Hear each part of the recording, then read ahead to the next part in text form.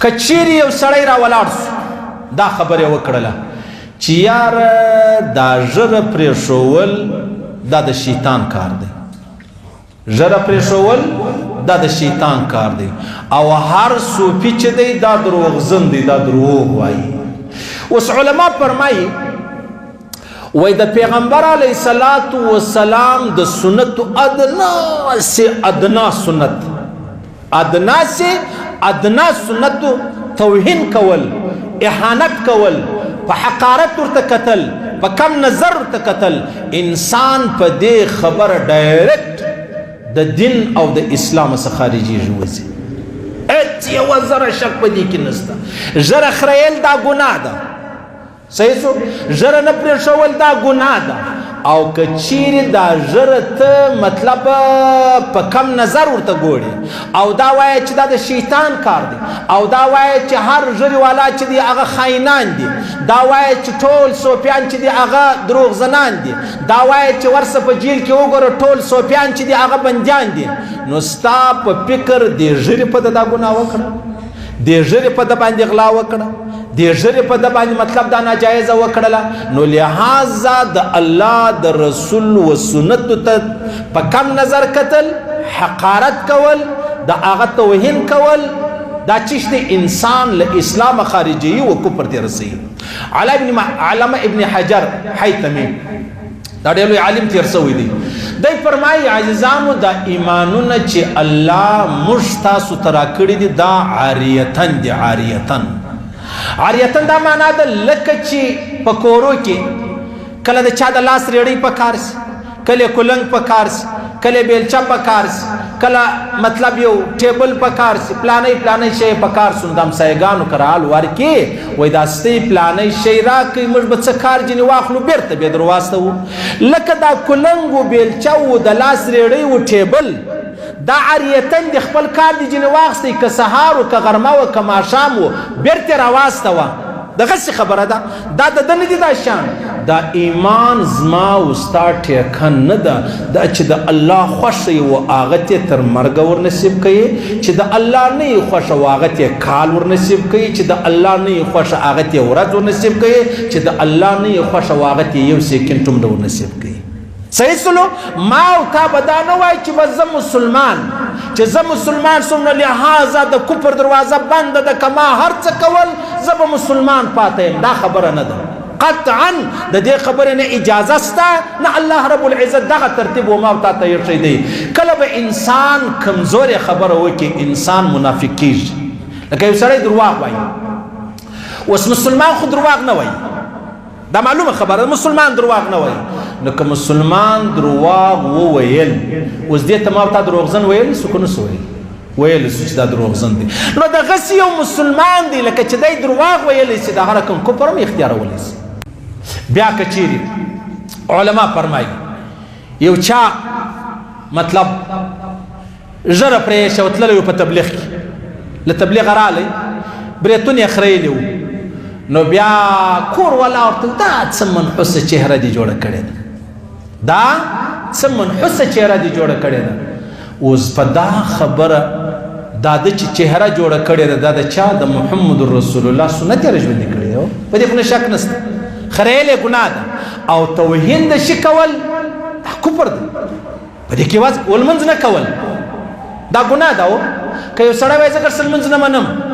په لمانځه یې پسخند وایي، لکه زموږ ته دا مجلسو کې نه یاره پښتانه نه دي، پښتانه داسې د ډمانو طبیعتونه دي لکه د لوط علیه السلام قومه الله تباه کړله. د لوط علیه السلام د قوم څه چلونه و هغه ټول د خدای په عظیم قدرت سره په دا پښتنو کې ژوندي دي. هېڅ یو داسې شی نشته چې د لوط علیه السلام په قومه کې و هغه تباه سلو او د محمد رسول الله په امت کې دا شی نشته، خاص کر په پښتنو کې کم شی نشته. یعنی هغه لیده موضوع ده، بیا به بل وخت پر دې مجلس کوو. کم شی د پیغمبر علیه السلام په دا عظیم نبوت چې الله ورکړی د امتیان دي، خاص کر پښتانه راوخه هغه کومه ګناه ده چې نشته. مرز علیده په ودو په پکنیکو په بانډارو کې په لمنځو پسخن نه و، چې سړی د مخه کو ها ها په زوره خانده ابل پسې پرې وي ابل لاړې سجدې له سجدې څخه ګر سلام وګرځي جنوزي به شاوخوا پټ ورته ګوري چې ته وده دی څه چم کوي دا چیز دا خبرې چیز دی دا ته به دې سړي پسخند وایې آیا که د الله رب العزت په دې عظیم ملاقات پسخند وایې دا به چا پسخند وایې په دغه سړي که ته پسخند وایې نو خو ټوله ورځ فارغه ده د جهان خبرې سته ولې دې پسخند نه ورباندې وایي چې راغلې د لمانځه وځئ ته ودرېدلې دا کله دا زموږ په پښتنو کې نشته چې یو سړی د روزه مات ټیم دی قراره ولاړ سلو بس پټ د ځان سره اذان شروع کړي یو سړی د اذان په انتظار دی هغه را ولاړ سي چشمه کې روزه مات وکړي روزه مات وکړي دی پر راوځي څه کوي هغه اذان او پر وخت خاندي او ما ګپه کوله ښه تا ګپه کوله ګپه دې پر اذان کوله که پر روزه ګپه دې پر اذان کوله که دې پر روزه مات کوله ګپه دې د الله په نامه کوله که دې د الله په حکم کوله دغه سړی چې روزه ماته کړ دا چی شو او ته خاندي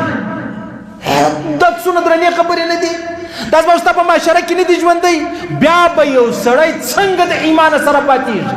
څنګه به یو سړی وایي چې زه خامخا مؤمن یم زه مسلمان یم تا خو هغه چمونه کړي دي چې هغه د لوط علیه السلام قوم یې کول تا هغه چمونه کړي دي چې هغه د مکې قریشو کول تا هغه چمونه کړي دي چې هغه د مکې مشرکانو کول هغه جهنمیان وو هغه کافران وو هغه مشرکان وو ته مسلمان هم یې مؤمن هم یې جنتي هم یې دا کله کېدلی شي دا ولې کېدلی شي زما استاد د ژوند سره دا خبرې تړلې که نه دي تړلې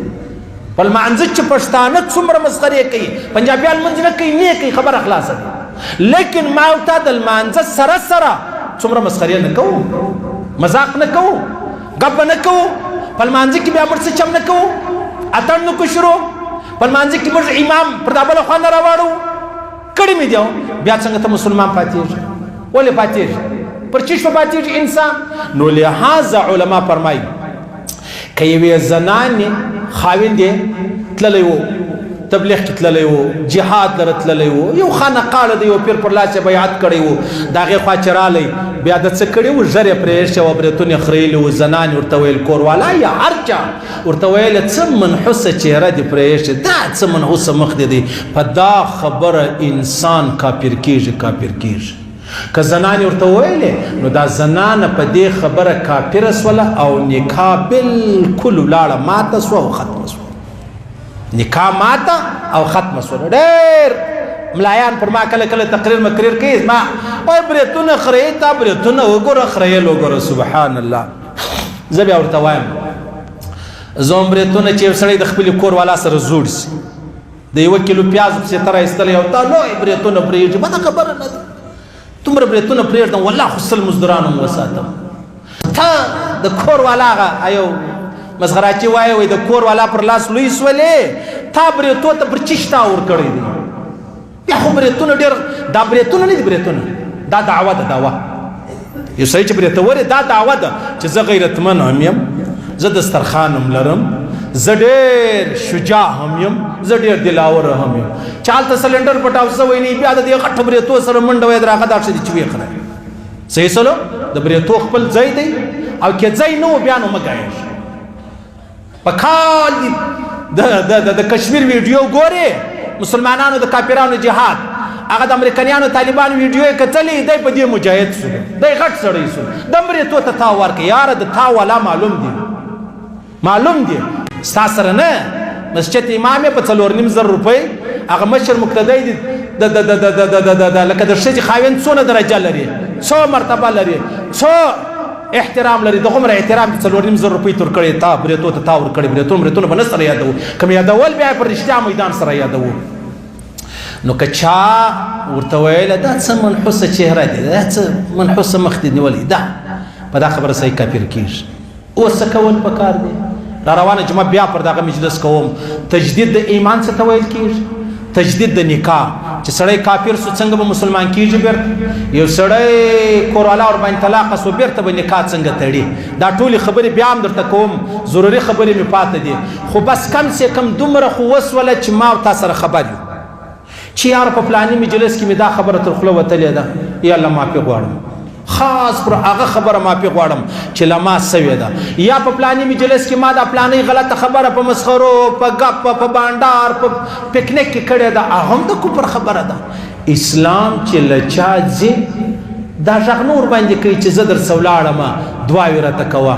اسلام له انسان تللی او دی په خبر نه وي. اسلام له انسان تللی دی نه په خبر. بیا به یا په قبر کې په خبر سي یا به د حشرګاه په میدان کې یا پر پل صراط خبر سي یا به پر میزان خبر سي. نو هلته خبرتیا چې د هغه بیا پیدا نه کوي. خیر الله دې عزیزانو موږ ته وساتي. الله دې